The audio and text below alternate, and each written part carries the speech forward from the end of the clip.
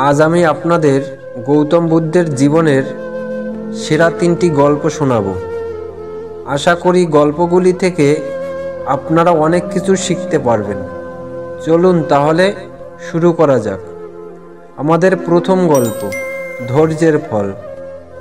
একদিন গৌতম বুদ্ধ ভ্রমণ করতে করতে একটি গ্রামে এসে পৌঁছালেন।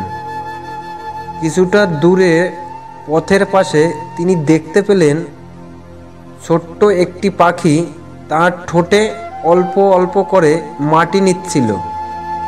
গৌতম বুদ্ধ তখন পাখিটাকে জিজ্ঞাসা করলেন, তুমি কেন এত কষ্ট করে মাটি তুলছ?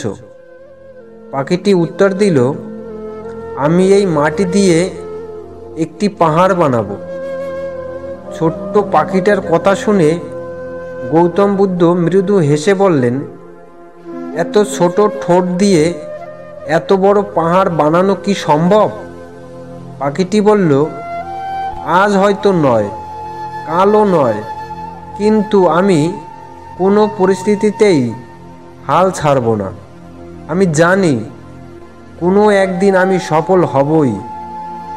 গৌতম বুদ্ধ পাখিটির ধৈর্য ও অদম্য ইচ্ছাশক্তি দেখে মুগ্ধ হলেন এবং তাকে আশীর্বাদ করলেন। বেশ কিছু বছর যাওয়ার পর গৌতম বুদ্ধ হঠাৎ একদিন আবার সেই পথ দিয়ে যাওয়ার সময় দেখতে পেল সেই ছোট্ট পাখিটি সত্যিই ছোট্ট একটি পাহাড় বানিয়ে ফেলেছে। এই গল্প আমাদের শেখায় যে ধৈর্য ও ইচ্ছাশক্তির মাধ্যমে যে কোনো কঠিন কাজও সম্ভব। আমাদের দ্বিতীয় গল্প, অহিংসার শিক্ষা। একদিন গৌতম বুদ্ধ একটি বনের মধ্যে ধ্যান করছিলেন। তিনি হঠাৎ দেখতে পেলেন একজন শিকারী একটি হরিণের পিছনে পিছনে দৌড়াচ্ছে। হরিণটি বুঝতে পারল তাকে কেউ ধরতে চায়, তাই সে ভয়ে কাঁপছিল এবং তার চোখে মুখে ছিল আতঙ্কের ছায়া। তখন গৌতম বুদ্ধ শিকারীকে ডেকে বললেন, তুমি প্রকৃতির এই নিরীহ প্রাণীকে কেন হত্যা করতে চাও? শিকারী বলল, আমার পরিবারের জন্য খাবারের প্রয়োজন, তাই আমি এই কাজ করি।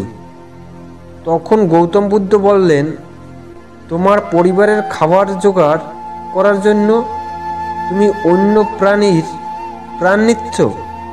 এটা কি তুমি ঠিক করছো? গৌতম বুদ্ধের কথা শুনে শিকারী লজ্জিত হয়ে বললেন, আমি এইভাবে কখনো ভাবিনি। গৌতম বুদ্ধ তাকে অহিংসার শিক্ষা দিলেন এবং শিকারী সেই দিন থেকে মাংস খাওয়া ছেড়ে দিল।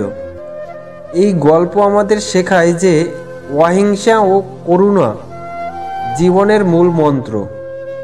আমাদের তৃতীয় গল্প, সহযোগিতার মূল্য। একবার গৌতম বুদ্ধ একটি গ্রামে গিয়ে পৌঁছালেন। সেখানে তিনি দেখতে পেলেন একটি হাতি ও একটি কাঠবিড়ালি একসঙ্গে কাজ করছে। হাতিটি গাছের ডাল ভেঙে দিচ্ছিল আর কাঠবিড়ালি সেগুলো জোগাড় করে নিচ্ছিল। তখন গৌতম বুদ্ধ তাদেরকে জিজ্ঞাসা করলেন, তোমরা দুজনে একসঙ্গে কাজ করছো কেন?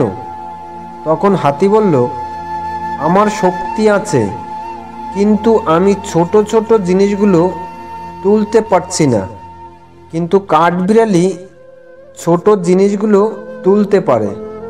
তাই কাঠবিড়ালির সাহায্যে আমরা দুজনে মিলে কাজটা খুব সহজে করতে পারি। কাঠবিড়ালি বলল, আমার শক্তি কম, কিন্তু হাতির সাহায্যে আমি বড় কাজ করতে পারি। বুদ্ধ তাদের সহযোগিতার মনোভাব দেখে খুশি হয়ে বললেন, সহযোগিতা ও একসঙ্গে কাজ করার মাধ্যমে যে কোনো কাজ খুব সহজেই করা যায়। এই গল্প আমাদের শেখায় যে একজন অপরজনকে সাহায্য করলে সব কিছু সহজ হয়ে যায়।